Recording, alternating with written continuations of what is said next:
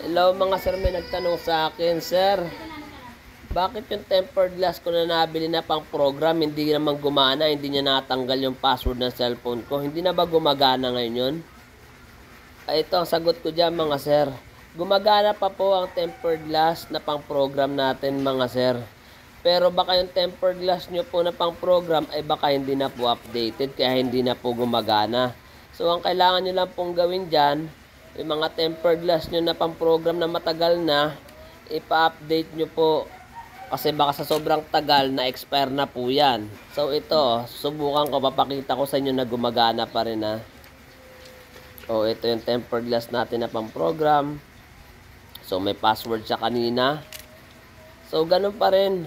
Same procedure pa rin mga sir. So kailangan wag nyo pupunasan yung screen. Kasi pag pinunasan yung screen, mawawala yung visa. Kailangan diretso kabit lang. So ganyan lang siya mga sir. O, siyempre kailangan hindi masyadong pantay. Kasi pag pantay hindi rin gagana eh. Kailangan medyo tabingin ng konti.